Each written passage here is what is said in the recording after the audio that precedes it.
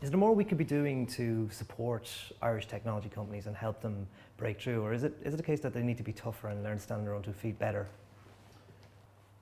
I think it's a combination, and I think what you're going to see over the next few years is 2 things. I think we really have the opportunity here to grow big, successful companies indigenously. Because of the fact that, I mean, this entire economic recession is pushing consumers online. They're going there because it's the cheapest place to buy stuff, right? Just as simple as that. Which means that we're in a prime position to A, build the companies, and B, support the other companies who have already been built, and they're not mutually exclusive. So we are in that place right now, and I think we need to capitalize on it. I think we're very good at talking about things like our education and things that are sort of passive, you know, but we need to go out and say, you know, this is what we've done and this is why it's great. I think on the ground, we need to focus our resources on the things that we're good at. We can't allocate grant money and research money across the board to everything. It doesn't make any sense. You need to focus on the things that you're good at and cut the things that you're not, because that's how you find winners. It's almost like we need to take a venture capital approach to the whole country. So we need to look at the internet startups, because they're the sector that's going to give the highest return. They're the ones that have the cheapest use of capital, and they're the ones that are positioned best at the moment. We need to focus as much as we can in terms of internal investment, grant aid, and so forth. And I think Enterprise Ireland are definitely starting to do that, you know, and they realize that. I just wish they could do more faster. And I wish, you know, you see things like the Innovation Task Force, which is definitely highlighting this. But I think, you know, we need implementation committees and groups who are comprised of people from this sector who are making these decisions. Because at the moment, there are too many of these critical decisions being made by people who are abstracted from the actual activity, or worse, who have no experience of that whatsoever.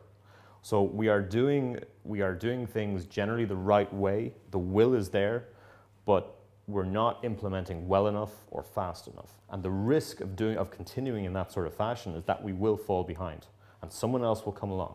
You already see sort of England and the UK in general making moves. You see Estonia making noise. Canada is always there. We have a window, but if we don't execute, we will fall behind. You mentioned there that the recession is pushing a lot of people online, and you certainly see that with you know, Zynga's success, and you know, the future of online gaming. I mean, last year GameStop took an investment in your company, and with the intention of making sure that they can make sure that they're fit for purpose for this new age. Describe this new age as you see it in terms of the gaming experience through the browser, and basically what it means for the future of the gaming industry. Gaming, in terms of its delivery, for the last 10 years has been generally on a shelf in a physical store. We've now gotten to the point where, with internet penetration what it is, practically there's nothing stopping it being delivered entirely down your broadband connection. Gaming itself has diversified from just being something you play on your PlayStation or Xbox to something that you play passively at lunch during work, or during your lectures in college, or on your phone, or in a variety of different places. I think the companies in the retail space like GameStop and Game Group, companies in the boxed console group like Activision and Ubisoft and EA, all of these guys are now faced with this changing scenario, this changing landscape. And it's not threatening their core business today, but every day that goes by, they're looking at the growth in terms of the pure online gaming, you know, which is now at 18% a year, and they're going, you know, wow, that's getting bigger and bigger and bigger, and at some point, it's going to start pushing down the retail part of it, you know, and that inflection point is getting there. I mean, at the moment, online gaming is about 20% of the total games market. By the end of the year, I heard a prediction recently that it was going to be about 25%. So all these guys now have to think about, right, transitioning what they do into this particular space. For the retailers, it's particularly challenging because they don't own the content. GameStop's move in this space, in my opinion, was very smart. They realized that not only did they have to go in and be able to offer a platform for distribution to people, to eyeballs, but critically, they must own the content, because at the end of the day, that's where the highest margins are going to be. And you know, unless you have access directly to that, you're only ever going to be a small margin business, I think, no matter how large your reach is. I think for the games publishers, they have a different set of challenges. They're used to making $30 million games.